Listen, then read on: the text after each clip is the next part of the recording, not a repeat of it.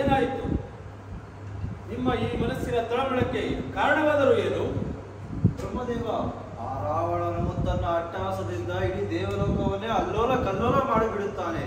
ಇನ್ನು ಮುಂದೆ ನಮ್ಮ ಮಗಳ ಪಾಡೇನು? ನೀವೇ ನಮ್ಮನ್ನು ಕಾಪಾಡಬೇಕು ಬ್ರಹ್ಮದೇವ, ನೀವೇ ಕಾಪಾಡಬೇಕು. ಬ್ರಹ್ಮದೇವ, ಆ ರಾವಣೇಶ್ವರನು ಮಹಾದೇವನನ್ನು ಕುರಿತು ಘೋರವಾದ ತಪಸ್ಸನ್ನು ಮಾಡಿ ಅವನಿಂದ ತನ್ನ ಆತ್ಮಲಿಂಗವನ್ನು ಪಡೆದುಕೊಂಡು ಹೋಗುತ್ತಿದ್ದಾನೆ. ಇನ್ನು ಅವನ ಅಟ್ಟಹಾಸವನ್ನು ತಡೆಯಲು ಯಾರಿಂದಲೂ ಸಾಧ್ಯವಿಲ್ಲ. ನೀವೇ ಕಾಪಾಡಬೇಕು ಬ್ರಹ್ಮದೇವ, ನೀವೇ ಕಾಪಾಡಬೇಕು. ಆಯ್ತು ಆಯ್ತು ದೇವತೆಗಳೇ, ಆಯ್ತು ಋಷಿವರ್ಯರೇ, ಇದಕ್ಕೆಲ್ಲವನ್ನು ನಾವೆಲ್ಲರೂ ಸೇರಿ ಒಂದು ಪರಿಹಾರ